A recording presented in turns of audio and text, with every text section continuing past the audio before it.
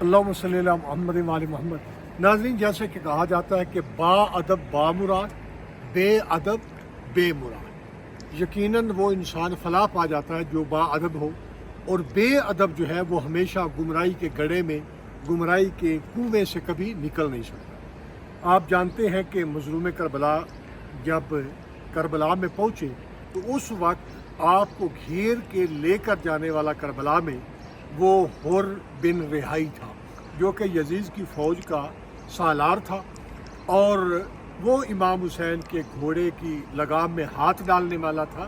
وہی علی کی بیٹیوں کو سب سے پہلے رلانے والا تھا، لیکن فلاح پا گیا۔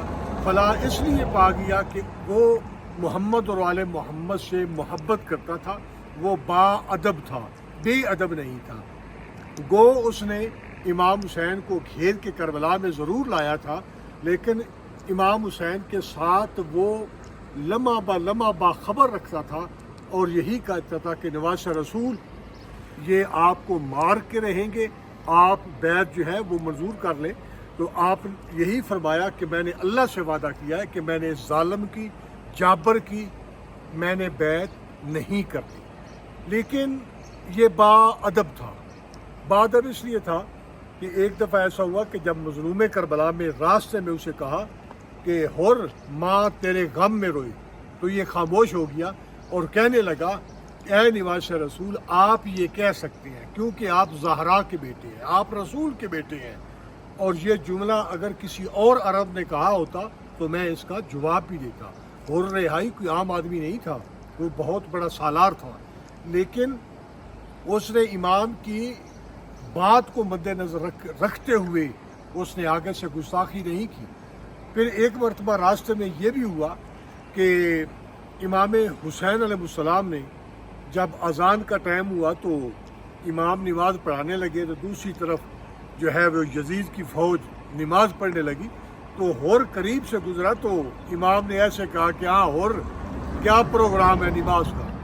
تو اس نے کہا کہ حسین نواز رسول کی موجودگی میں حر کی یہ جرت نہیں ہے کہ میں نماز پڑھوں۔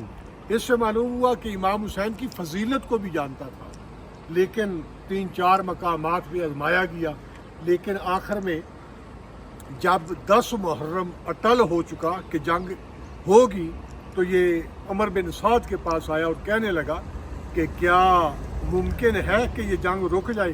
اس نے کہا کہ یہ جنگ نہیں روک سکتی۔ کہا ٹھیک ہے، جنگ نہیں روک سکتی تو خدا حافظ، میں حسین ابن علی کے پاس جا رہا ہوں۔ یہ وہاں سے گیا۔ ناظرین، بتاتے چلیں کہ ایک ہی رومال تھا جناب سیدہ کا امام حسین کے پاس، ایک ہی رومال تھا، اور 71 شہداء میں سے 72ویں امام حسین علیہ السلام تھے، کسی کو یہ نصیب نہیں ہوا۔ اور حر جب شہید ہوا تو اس کی پیشانی میں جب نیزہ لگا تو اتنا خون بہنے لگا کہ رکتا نہیں تھا، تو مظلوم کربلا نے جناب سیدہ کا وہ رومال نکالا اور حر بن رہائی کی پیشانی پہ باندھا، جس کی وجہ سے خون جو ہے وہ بند ہوا۔ تو شاعر نے سے پوچھا گیا، کہا کہ کسی شہید کو جناب خاتون جنت کا رومال نصیب نہیں ہوا، حر کو کیوں ہوا؟ تو شاعر نے کہا اس واسطے باندھا تھا رومال یہ شبیر کا دل تھا، اس واسطے باندھا تھا رومال یہ شبیر کا دل تھا، مجرم جو بڑا ہے تو سفارش بھی بڑی ہو۔ والسلام علیکم ورحمۃ اللہ وبرکاتہ۔